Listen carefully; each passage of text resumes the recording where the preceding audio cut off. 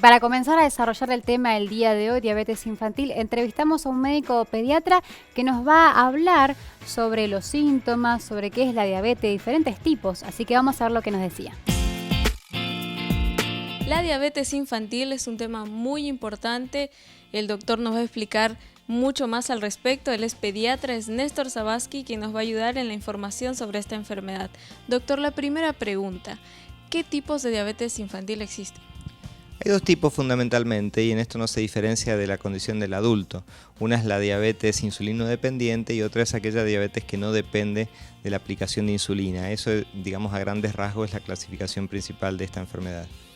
¿Cuáles son los síntomas que se presentan en el niño? Es una enfermedad a veces difícil de detectar en la infancia.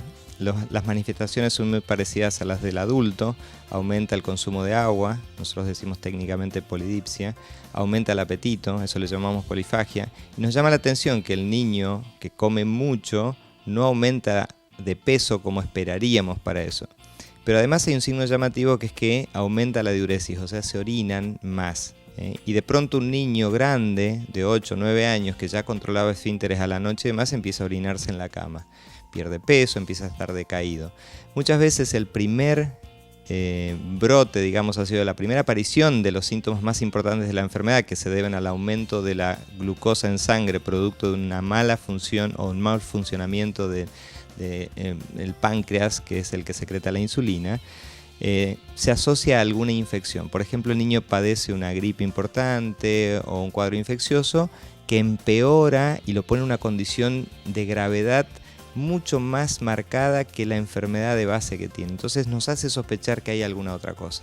Como se altera el metabolismo de la glucosa, que es la energía que necesita la célula para sobrevivir, empieza a buscar otros procedimientos para fabricar energía. Y en esos procedimientos genera toxinas, genera basura que acidifican el medio interno, hacen que baje el pH.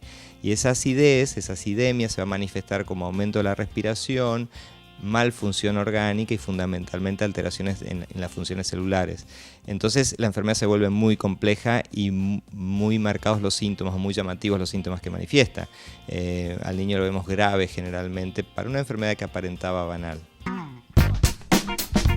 Seguimos en Bienestar y veíamos la primera parte de la entrevista con el doctor Néstor Zabasky y él hablaba un poco sobre los tipos de diabetes en los niños, el tema de los síntomas, cuán importante es estar atento a esos síntomas que pueden tener los niños, ¿no? Para poder identificarlos y poder ir y concurrir pronto al médico, seguro, sí. Seguro. Y doctor, ¿qué le parece si empezamos con las causas? Se mencionaron los síntomas, los diferentes tipos de diabetes, qué es la diabetes, pero ahora estas causas de lo que usted mencionaba, que va creciendo por ahí cada vez más los casos. Vos sabés que cuando yo me inicié en la medicina, hablábamos de una diabetes infanto-juvenil y una diabetes del adulto. Claro. La infanto-juvenil estaba relacionada con la cuestión genética y con algunas situaciones del ambiente que algunos le referían infecciones y demás que hacían que nuestro sistema inmunológico responda contra las células pancreáticas, contra el páncreas, que es el que fabrica la insulina. Claro. Y entonces se producía la destrucción y ya no tenemos una glándula que produzca insulina y el trastorno que eso trae para el manejo metabólico de la glucosa. El adulto, la causa principal no es que la glándula no fabrica insulina. Claro, no es un problema, digamos, del cuerpo interior. No, sino que hay una resistencia a la función de la insulina. No sé si me expliqué bien. Sí. Una cosa es destruir glándulas del páncreas, no puedo producirla. Y otra cosa es resistirla. La produzco, pero hay una resistencia a su función. Claro. Y veíamos esa diferencia entre niños y adultos. Resulta que ahora estamos viendo que el tema del sobrepeso, la obesidad, la alimentación, ya estamos viendo esto que veíamos en adultos en niños. Por eso allí el doctor Zabasky nombraba las dos. Los dos están viendo, nuestros compañeros pediatras están viendo las dos situaciones. Claro. Esto que hay alteraciones en el páncreas y otras que es por la alimentación, el sobrepeso, la obesidad, que no hace que funcione bien la insulina a la hora de cumplir su tarea. La función. Bueno, y hablando de insulina, por ahí explicar, todos hemos escuchado alguna vez que el tema de la diabetes tiene que ver con la insulina, pero ahora para explicar un poquito más, tenemos acá el muñeco, bueno, explicar cuál es la función tan importante en nuestro cuerpo. Para eso hemos sacado el hígado, Sí. sacamos el estómago y por detrás vemos, allí está el páncreas. El páncreas es una glándula endocrina y exócrina. Una glándula que cumple funciones en el aparato digestivo, libera alguna sustancia para la digestión y metabolismo de los alimentos. Claro. Pero también libera insulina y otra sustancia al medio, a todo nuestro organismo, para cumplir funciones en distintas partes de nuestro cuerpo. Una entonces para aparato digestivo y la otra que circula por todo para el cuerpo. Y es ahí, en esa función endocrina que fabrica insulina, y esa insulina sirve. ¿Para qué sirve? Sirve para que la glucosa que está circulando ingrese a la célula. La glucosa es un sustrato energético clave en el funcionamiento de la célula. La célula necesita de glucosa para poder cumplir, esa energía para poder cumplir su trabajo. Claro. Su trabajo sea para pensar, para contraerse los músculos, la célula, para cumplir su función, necesita de ese combustible. La insulina ayuda a meterla dentro de la célula. Claro. Pero ahora, ¿qué pasa con el tema de la glucosa cuando nosotros la adquirimos en exceso? Bien, a ver, expliquemos un poquito esto de qué es lo que ocurre. Como decía, puede ser que tipo 1 o la infanto-juvenil llamada, yo estoy con términos viejos, que hay destrucción del páncreas. Esa es no hay insulina para poder producir la entrada de glucosa a la célula. Y si no entra la glucosa a la célula, ¿dónde queda? Y no sé, dando vueltas por ahí. Queda dando vueltas por ahí. Por eso cuando hacemos un análisis de sangre, hacemos un laboratorio de una ayuna de 8 a 12 horas, sacamos sangre, medimos la concentración de glucosa y está aumentada.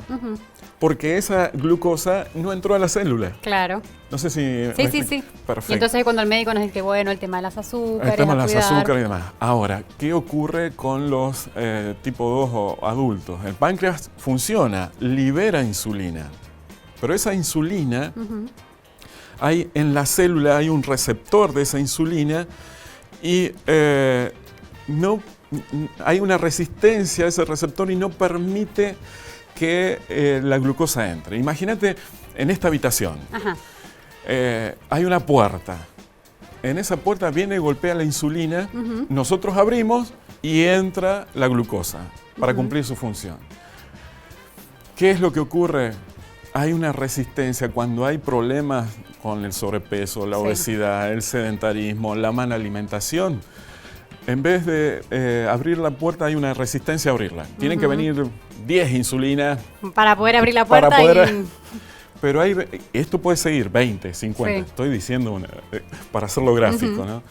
Hay un aumento de insulina y no se abre la puerta. Al no abrirse la puerta, justamente queda circulando. Claro. Queda circulando la no llega a hacer su función que tiene que hacer. No cumple su función. Por eso otra vez, en ese momento, hacemos un análisis y la glucosa va a estar elevada.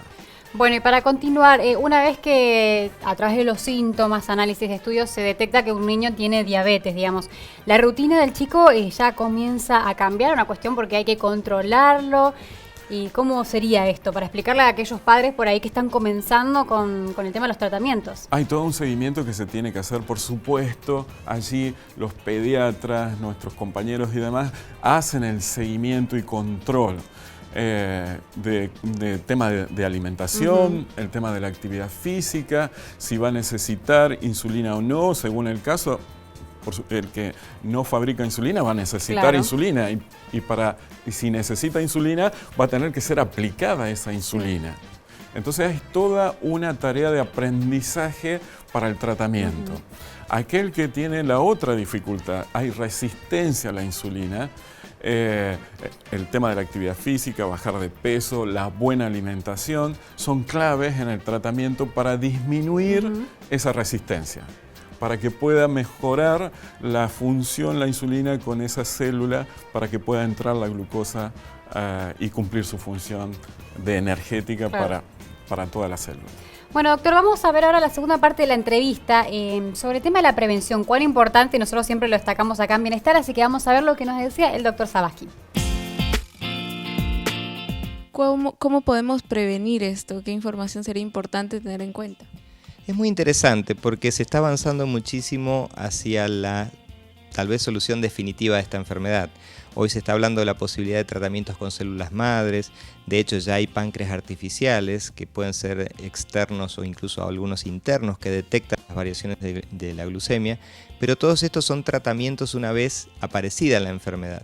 Nosotros podemos sospechar el riesgo, como por ejemplo si hay antecedentes genéticos en la familia, o sea, si hay otras personas con diabetes juvenil, diabetes que haya aparecido a edad temprana o que se manifieste por la necesidad de tratamientos con insulina, ya nos hace poner en condición de riesgo. En cuanto a la diabetes no insulino dependiente, que está relacionada con el peso, tal vez esa sea la que más podemos prevenir, porque se previene previniendo la obesidad. Entonces los hábitos alimentarios del niño, ayudar al niño a establecer hábitos de ejercicio. El sedentarismo, hoy muy asociado a la computadora, a la televisión, hacen que el niño tenga sobrepeso, que es la epidemia mundial. En este momento en el mundo hay un aumento no solamente de la cantidad de niños con sobrepeso, sino de aparición de sobrepeso a edades más tempranas. Entonces, como prevención, la diabetes no insulino dependiente debe ser prevenida a partir de hábitos saludables de alimentación y de ejercicio. En cuanto a la insulina, la diabetes insulino dependiente es más complicado porque uno debe estar atento en base a los antecedentes genéticos y a estos síntomas que yo mencionaba anteriormente, pero no podemos todavía hablar de alguna prevención como una vacuna o incluso una prevención a partir de la dieta, porque la enfermedad, una vez que se manifiesta, va a aparecer con todos los síntomas en algún momento. En algunos casos, cuando hay alguna sospecha, hay algunos estudios de provocación donde nosotros estimulamos a ese páncreas con glucosa y vemos qué respuesta tiene, y si esa respuesta empieza a ser anormal, nos hace sospechar de que pueda estar la enfermedad, pero no podemos prevenirla, o sea, la enfermedad se va a seguir desarrollando de acuerdo a su curso natural. Muchas gracias, doctor. Con toda esta información, seguimos con ustedes en estudio. Muchas gracias al doctor Néstor Zavascki por la entrevista. Así que bueno, muy pero muy interesante lo que estamos desarrollando. El doctor Néstor están poniendo bien en punto lo que es el tema de la diabetes. Y ahora, Lucho, el tema no solamente físico, sino también cómo enfrentar esto, la familia, el adolescente, el niño tal vez, cómo al saber que van a tener una enfermedad crónica, ¿no? Al tener una enfermedad crónica como esta, cómo se ve afectado su entorno familiar muchas veces. El término enfermedad crónica normalmente en cualquier persona produce una desestimación de las capacidades que la persona puede llegar a hacer. Por eso cuando el doctor hablaba decía algo muy importante, que es el tema de la actividad física.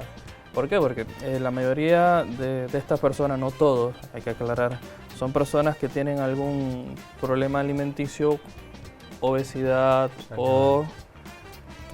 física. Claro, entonces ¿qué pasa con esto? Son personas sedentarias y vos le decís que va a tener una enfermedad crónica en la que esto va a seguir así durante toda su vida, entonces baja automáticamente la posibilidad de que la persona diga, bueno, y si ya soy así, así me quedo. Claro. Y lo ayudaste a que sea más sedentario. Importantísimo las recomendaciones de los profesionales en este sistema. ¿Por qué? Porque el profesional te va a dar no solamente la posibilidad de solucionar el síntoma momentáneamente, sino ayudar para que se pueda alargar en vida y en bienestar el diario vivir del sujeto. Muchos de estos chicos también, por la condición física en la que están, empiezan a sufrir de bullying. Ajá, es verdad eso. Y no solamente en el colegio. Uno dice, bueno, no, el bullying para el colegio. No solamente se sufre el bullying en el colegio. Hay un bullying que se lleva inclusive dentro del mismo hogar. La mamá te saca el postre, no, porque vos estás gordito. Sí. No, a veces viene una situación también de la baja autoestima del niño, que también da lugar a, más proclive a, ¿cierto? Y entonces se parece esa que uno dice, bueno, ¿qué está primero? Si el huevo o la gallina, ¿no? Claro. En el sentido y creo que qué lindo que es ayudar al niño a salir de esto y a tener un concepto de sí mismo que esto no es la fin del mundo. Sí, estamos hablando, cuando usted dice baja autoestima en el niño, nos estamos refiriendo bien al periodo en el que la autoestima se está formando. Se está formando. Porque tenemos muy en dicho decir, bueno, la baja autoestima y estamos hablando de una persona que tiene 28, 20, 30 años. Y es una autoestima que ya pasó por un proceso y que ahora se está consolidando. La formación se da en las primeras etapas de la vida y ahí es donde muchas de estas enfermedades crónicas suelen producir fallos en la autoestima del sujeto. Baja, alta es una medida que nosotros siempre tratamos de exponer como para que se entienda un poco más. Pero no tanto es así como baja y alta autoestima, sino la eficacia que ese niño puede llegar a tener depende en las primeras etapas de la vida de cómo vos como familia y el entorno, cómo se relaciona con él y las cosas que le puede llegar a hacer, lo determina. En muchas ocasiones lo determina. A veces hay que ponerse a pensar, ¿no? Porque para un niño no es lo mismo cambiar un estilo de vida que para un adulto. Sí. Uno imagínese que un niño donde le descubren diabetes, que tiene que cambiar su régimen de alimentación, que tiene que empezar a encarar, por decir así, la vida de otra manera, cuando tiene un compañerito al lado que se come el dulce, que se come otro, que va al colegio, que lo ofrecen. No es nada fácil, ¿no? Y saber que el nene no va a entender, pero que su vida está en riesgo, que peligra igual a tan poca edad, ¿no? Sí, solamente el decir cambiar el estilo de vida, ya ahí nos estamos equivocando en una parte, porque un adulto puede cambiar un estilo de vida porque ya conoce varios. Exactamente. Un niño no. El niño no. El niño está en formación de su estilo de vida en ese momento. Y si vos le truncás esa formación del estilo de vida, por eso se recomienda que desde la familia, desde adentro, desde los primeros años del chico, el estilo de vida sea saludable. ¿Por qué? Porque afecta al aprendizaje del chico y el aprendizaje es algo que lo va a acompañar hasta sus últimos días. Si vos afectás el proceso, el modo en que el chico aprende de la realidad durante toda su vida, ese mismo método se va a emplear en todas las otras cosas que el chico haga. Entonces, importante en esto, ¿no? Que mi hijo dice que no a los caramelos y esto. No, lo aprendió a decir de vos. Lo aprendió por lo que vos estuviste diciendo en la casa, por cómo vos estuviste haciendo en la casa, que el chico puede diferenciar. Claro. No porque le salió así el angelito y el... no. Sí. Y a veces están bombardeados, ¿no? El último comentario para seguir con el tiempo. Que a veces están bombardeados muchas veces. ¿Qué es lo que hay que les llama la atención? La cajita verde, el azul, la propaganda, ¿qué es lo que tiene todo? Azúcar, caramelo, todo lo que le va a dañar y no es tampoco tan fácil. Lo ve en la televisión, lo ve que lo tiene el otro, el juguetito. Pero es marketing para esto, porque es impresionante que, a ver, las envolturas para los chicos siempre son brillantes, amarillas, azules o rojas, colores llamativos. Y es marketing. Sí. ¿A qué altura los ponen en las góndolas de los supermercados? La altura de los niños. Todo eso. Uno dice, sí, es marketing, y no le ponemos una venda en los ojos al chico y lo llevamos al supermercado. Es difícil. No, tampoco es así. Por eso lo importante es la educación desde la casa, para que ellos ya sepan desde pequeñitos que es bueno para ellos y que no. Y no solamente para el chico que tiene diabetes, sino para toda la familia. O sea, que sea un cambio de estilo de vida en toda la familia. Sí, el modelo pesa más también en los padres. ¿No? Exigimos tanto en los niños y el padre es el que tiene que estar ahí, ¿no? Bien, bueno, vamos a hacer una pausa, pero vamos a seguir hablando sobre el tema y ya volvemos.